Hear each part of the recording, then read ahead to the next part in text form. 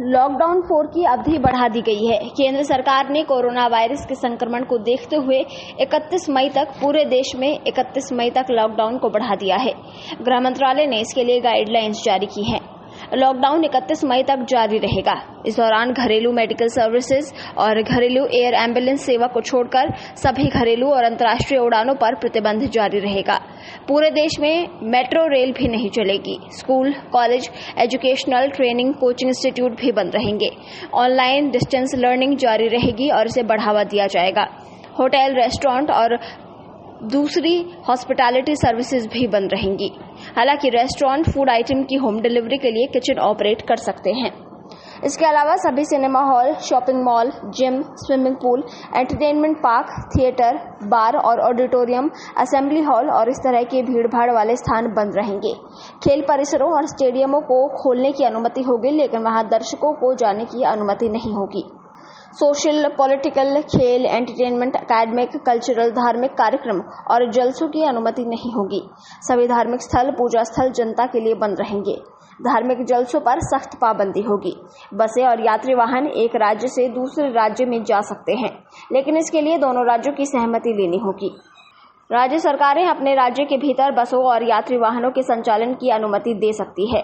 लोगों की आवाजाही के लिए स्टैंडर्ड ऑपरेटिंग प्रोसीजर्स यानी SOP का पालन करना होगा, यानी सोशल डिस्टेंसिंग और दूसरी शर्तें जारी रहेंगी। कोरोना के प्रकोप को रोकने के लिए जारी दिशा निर्देशों का पूरे देश में पालन सुनिश्चित कराया जाएगा। केंद्रीय स्वास्थ्य मंत्रालय के मानकों के मुताबिक राज्य सरकारें अपने यहाँ रेड, ग्रीन और ऑरेंज जोन तय करेंगी। रेड जोन और ऑरेंज जोन के भीतर जिले के अधिकारी कंटेनमेंट जोन और बफर जोन तय करेंगे। कंटेनमेंट जोन में केवल जरूरी गतिविधियों की ही अनुमति होगी। इन इलाकों में लॉकडाउन का सख्ती से पालन किया जाएगा और किसी भी व्यक्ति को वहां से किसी को आने जाने की अनुमति नहीं होगी। केवल मेडिकल इमरजेंसी और जरूरी चीजों और सेवाओं की अनुमति होगी। इन इलाकों में घर घर जाकर संक्रमित लोगों का पता लगाया जाएगा। सरकार की ओर से जारी गाइडलाइन के अनुसार राज्य के अंदर पब्लिक ट्रांसपोर्ट के आवागमन का फैसला राज्य सरकार को स्वयं लेना होगा। केंद्र सरकार ने यह साफ कर दिया है कि राज्य अपने से तय करें कि क्या प्रदेश के भीतर पब्लिक ट्रांसपोर्ट चलना चाहिए या नहीं।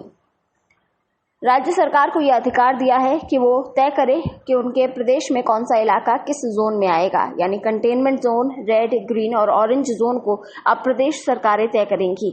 उसके बाद इन जोनों में किस तरह की रियायतें होंगी वो केंद्र सरकार तय करेगी। सभी तरह के जोन की सीमाओं के बारे में सीमांकन करने की जिम्मेदारी जिले के अधिकारियों की होगी। वो तय करेंगे कि जिले की सीमाएं खोली जाए या नहीं। कंटेनमेंट जोन में केवल जरूरी कामों के लिए आप घर से बाहर आ सकते हैं। इन जोनों में किसी तरह की आवाजाही नहीं होगी। न तो इन इलाकों के भीतर कोई आ सकता है और न ही इससे कोई बाहर जाएगा। हालांकि मेडिकल इमरजेंसी और जरूरी सामान लाने के लिए आप निकल सकते हैं, लेकिन इसके लिए भी स्वास्थ्य मंत्रालय की गाइडलाइंस के अनुसार ही छूट मिलेगी। शाम को 7 बजे से सुबह के 7 बजे तक आवाजाही पर रोक रहेगी। लोकल प्रशासन इसके लिए जरूरी आदेश दे और अपने अधिकार क्षेत्रों पर धारा 144 का लागू करे और सख्ती से पालन कराए। 65 साल के ज्यादा उम्र वाले लोग, गर्भवती महिलाएं और 10 साल से कम उम्र वाले बच्चों को घर पर ही रहने की सलाह दी जाती है। अगर कोई बहुत जरूरी काम जैसे कोई मेडिकल इमरजेंसी या फिर कोई बेहद जरूरी सामान लेना हो तभी घर से बाहर आए। आरोग्य सेतु ऐप का प्रयोग करने के लिए कहा गया है, जिससे कि आपके आसपास कोई भी कोरोना संदिग्ध हो तो ऐप के जरिए आपको पता चल जाए और फिर आप उस इलाके में ना जाएं।